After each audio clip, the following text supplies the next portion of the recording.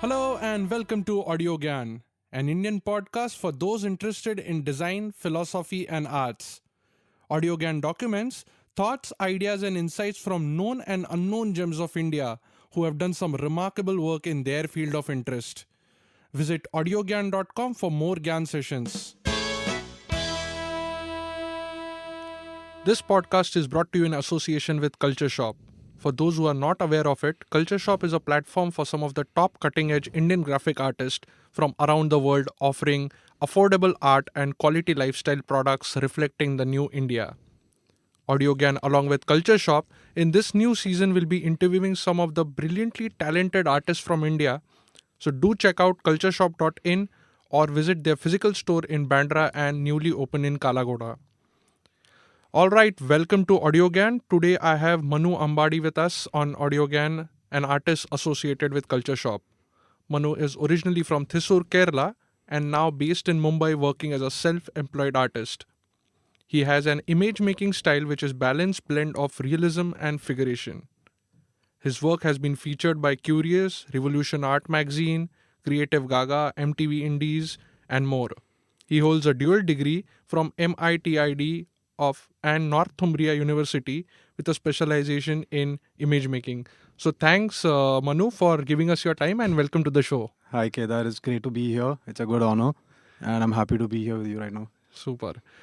So today we'll be talking about image making and understanding what is image making in general. Yeah. So before we start, can you quickly tell us about yourself and the journey of how you became a designer? Okay, so me, like most people from South India or India, like my parents wanted to make me an engineer. Mm-hmm. So, but then when I was in school, I was always into art. Mm-hmm. And I used to sketch all the time. So basically the thing was I wanted to do design to become an animator. Mm-hmm. So I read the same thing when I was going through Shiva's interview as well. Shiva's podcast. So basically what happened was I joined MIT Design to actually become an animator. But then in my foundation, while I was going through the projects and everything, and that's when you interact with other designers and your seniors, and then you see the process of like all kinds of design, like from product to graphic to animation and everything. And then I kind of realized that what I actually wanted to do was mostly illustration and less of moving images. So then I saw how animators work, and that was really not the direction that I wanted to go to. And at the same time, I was interacting with a lot of these graphic designers and these seniors of mine. And I saw like all kinds of work, like from branding to publishing and typography. Everything was really exciting. And slowly I kind of inclined towards graphic design.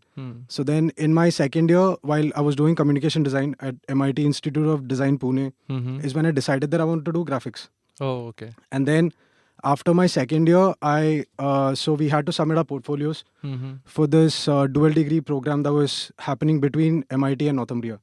So this was the first batch from MIT that was actually going to the UK on a part scholarship to do a dual degree. Okay. And through that opportunity, I got selected like with two other friends of mine from a batch. And then we went to UK. And in Northumbria, the thing is, it's a 3-year course. And when you join the second year directly, and you get to do a specialization. So they have image making, branding or publishing. Oh, nice.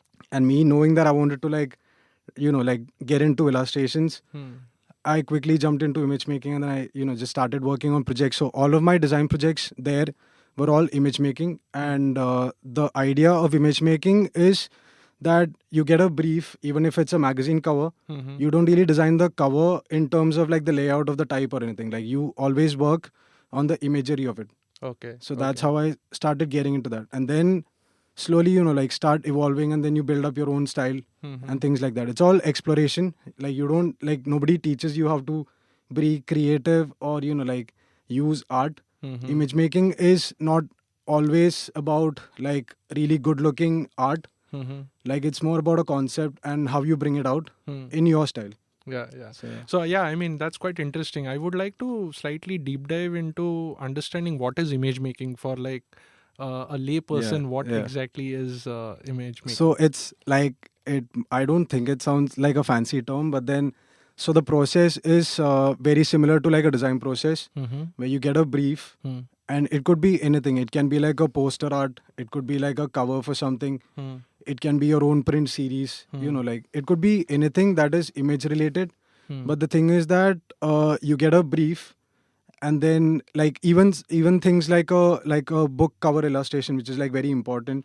So but then like people can approach it in a different way, but the process is the same. Like you get a brief, you start like coming up with concepts, you like understand your target audience, the same process. Like you understand the whole, like what are you doing this for, what is the message that you want to bring out from the art.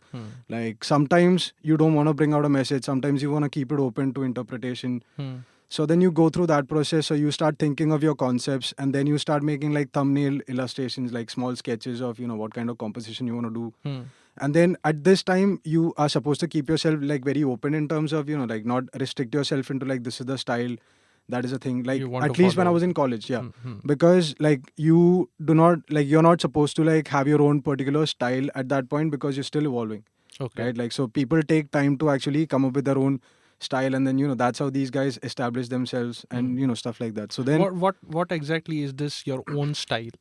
So it's like, for example, if you take someone like Hydro 74, like the t-shirt that I'm wearing right now, like very graphic, but then if like people check out his work, like he has a very distinct vector art style where like he takes something and it's very what do you say, like he like probably takes like an animal or something, and then he makes it very vectorish, and then he gives it like a mandala kind of a feel to it, and then it's like very heavy vector print kind of style that he like he sticks through, like so he is known for that.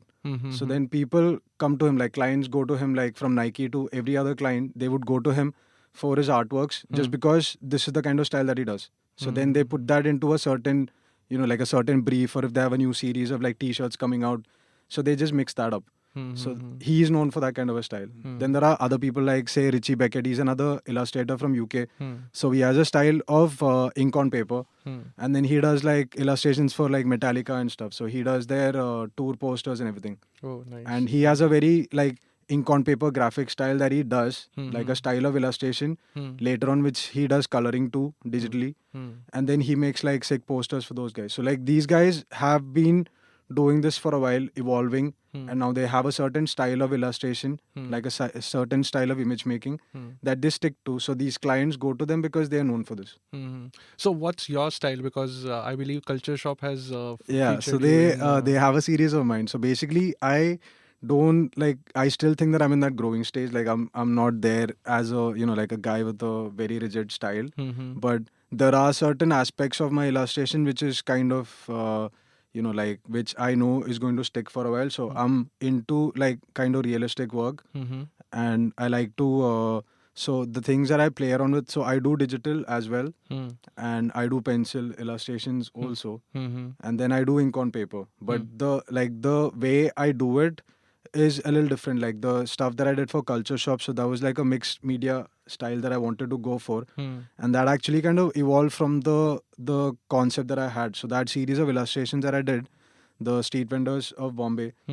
So basically what happened was I wanted to do a series, but then I had this whole concept about like how I wanted like the messaging, at least from my end. Now it's not for like everybody to understand that I went through this whole process to like come out with this. No, but we would like to hear that, so basically what happened was when I came back from the UK, and I was in Bombay at that time, I was living with my sister, and then like I was going out every day to buy stuff, and then I saw these street vendors, and this was something that I was not used to before. Like all these guys on the streets, but they sell all kinds of stuff, from like brooms to like toy boats and stuff, and bangles with like fancy like bags to carry it and stuff. So I was very excited to like see these guys and talk to them and understand their journey and stuff. And then so I wanted to like do a series on them. Like there was no real like a brief or something. This was not for a client.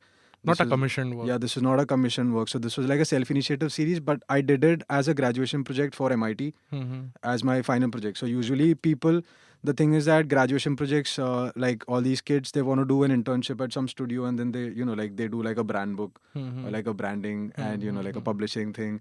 But then I didn't want to do that. So I spoke to my HOD at that time, Ranjana Dani ma'am, and then like she was very supportive because this was not something that the college usually promotes, because they want people to use that time to get like actual experience of a workplace. But I did not really bother. Like I wanted to do a series of illustrations. I sold it to them that I would do this. I had like my mentor, and then I was going to do it. Like, and then later on I did tell them that like I would do a series, And then once you have a series as an illustrator, once you have a series of your own, your possibilities are, like all out there. And then me being in college, this was a good time for me to like showcase my artwork for people to see and talk and build my portfolio. So this, at that point, money was not like the main, like the reason catch, for us to do anything. So then I thought, okay, I was going to do this series. But then why these guys was because like they were very close to me. So this series was very personal in terms that I would see these guys every day. And then I actually went talking to them. And then, the day that I woke up and then I was like, I want to make a series on these guys because, and my whole thought was that people see them every day, but not everybody know them. It's like a thought that you see these faces, but then you forget these faces, but you see them every day. And they're in this big, large crowd of Mumbai. And, like they are these, like some of them, they like, the kind of money that they earn every day is very, very less. Yeah. But then at the same time, some of the really happiest people that I've met, I have no idea why. But then like some of these guys, they work really hard, but they don't. And it was very, like I was not understanding like, what is the kind of motivation. But then all of them, they had their own stories of their, like their villages, or they've been here. They come here during like a certain season to sell certain clothes for festivals and all. So it was very exciting as a designer, as a creative person. This was like very catchy for me. So I wanted to make a series. But then like in terms of, so again in the process that I followed, so I went out, I spoke to these guys, tried to understand them. Like none of this will be reflected in their artwork. But then this is something that I wanted to go through. I didn't want to just like, directly just sketch them out and then, make a series. That was not the point. It might look like it, but that was not the idea. So I went out, spoke to them. I took my camera, I went around, I clicked a lot of these pictures with these guys and, I clicked their pictures of them, selling stuff. And then I didn't want them to like pose for me or something. So most of them is while they were at work, some of them were posing because they could not stop. And then, so we clicked some pictures and then I came back home and then I decided like what pictures I wanted to go through. So in image making, at least in that sense, like, before you are established with your own style of design or your own style of illustration, you kind of don't choose your style till the end. But then in the end, I decided that, okay, I could have done it digitally, I could have done it ink on paper, but then I wanted to do, like, I wanted to bring out this whole, like, how, like, as in design terms, like, their lives were kind of grey, though they were in a colorful world. That was my whole concept, that, so then I kind of thought that, okay, maybe I should do them in pencil, and then maybe some parts should be colored, like the kind of things that they sell, or, the kind of clothes that they wear. There's a lot of color involved. So, I wanted to do like this.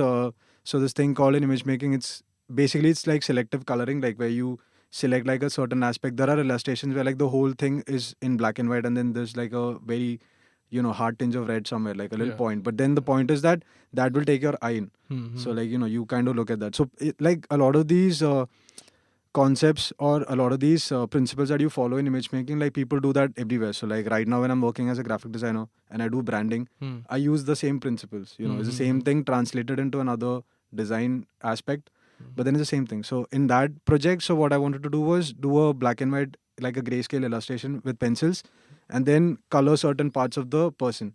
So then I planned it beforehand, what parts I wanted to do. So but then all this was done on a computer or on a paper? Yeah. So I clicked these pictures and then I took printouts of the pictures that I wanted to like sketch out. And then I did my initial illustrations on A3 paper, like with pencil. And then I clicked pictures of that A3 because it was difficult to scan in A3. So I had to click pictures of it without shaking and then take it digitally and then clean it up on, like with the Wacom, clean it up on Photoshop and then color the parts that I wanted to color. Then I took prints. So that was my project for the college. But then I, like it got shared around and stuff and then it, like people started liking it. So, but then at the same time, I had to tell people that this is not the style that I will be, like following throughout, like this worked well for that project, but then it might not work well for every, like concept or every other thought. But at the same time, pencil rendering is something that I really like. So now that I'm planning to do another new series, I will stick to that style because that is my, way of, going ahead. But then I might not do the whole coloring like parts of it. I might not do coloring at all digitally. You never know. Like maybe I want to go like old school with just like, parts of it. But then at the same time, image making does not mean that you make good looking art. This was a misconception that I had when I actually joined Northumbria in UK. I thought that being in a class of illustrators, or like a class of illustration students, like everybody will be very strong with their art skills. But that is not the case. Like you can. Is it? Okay. Yeah, because that's like a thought that you have here in India. Like you think that if you're an illustrator, you should be able to like sketch really well. Okay. That is not the case. But that works well out there because like people, like if you have a kind of brief, like there were people in my class who would do photo montage. That's basically like tearing bits of other stuff like print material and then making an illustration out of it. Okay, so like because they, you know, at end of the day it brings out a concept or a story. So you can even do image making with typography as well. But like I thought that people should be like very strong with their sketching, but that is not the case. And that is something that I want to tell people also, because I meet a lot of these design students and, you know, like people who want to do illustration, but they're kind of, you know, not very confident because they think that their sketching is not very, you know, like up to the mark. Yeah. It kind of depends the way This you want happened to with go. me. Yeah. Yeah. So, yeah. So then it's up to, you know, like how they want to do it, right? Like, so I don't think that illustration matlab like you should be able to do like your own like there are guys who are known for like a single line drawn illustrations and all, like it's very quick and you know like, but then end of the day it's how it brings out a certain emotion or a movement or you know anything of that sort. Like I think it's kind of because like they've not been told that you can do it in that way out here when you are trying to share, you know, some kind of design knowledge with them. It kind of happens, but yeah, so it was difficult. Like it wasn't difficult, but it was, to me, that was new to know that people could do it that way. Yeah. But then, you know, like you can do it anyway. Like you can take a concept and then just like bring it out through an image anyway. Image could be like type as well, because they are, end of the day, they're all forms. Correct. Right, so you can do it like with even geometric forms where people just do it. So it's fine. It's not necessary that you have to be good at sketching. Like I've been sketching since I was a kid and I just like it, and I have been strong. But then like right now, because of work and stuff, as I was talking to you earlier, because of like working on other commercial projects and, you know, like branding and visual languages and UI and stuff, you don't get to, you know, take out time to actually do art. But then now I will be finding time to do some. Sure. Hopefully soon. We'll be looking forward for your next work. So yeah, I mean, you partially answered the question, but still, if you want to add something, like how what does it take to get into this kind of a field? Like if there's a potential candidate or like person who wishes Somebody to wants get to, into like, get image into- making in general. So if somebody wants to like get into it, so basically in India, when you're working in design, the chances are kind of less, I'll be very honest, you know, like in terms of image making, because like now you see that like when you go to a design studio and then you work on projects and all, like there are places where you need illustration or image making, and there are places that you don't want to force fit it. So sometimes you end up doing it, sometimes you don't. And okay, with me in terms of, so after like doing this for Kultureshop and all, then I've done some like, you know, I've done environmental graphics and stuff, so you know that there also I use illustration sometimes.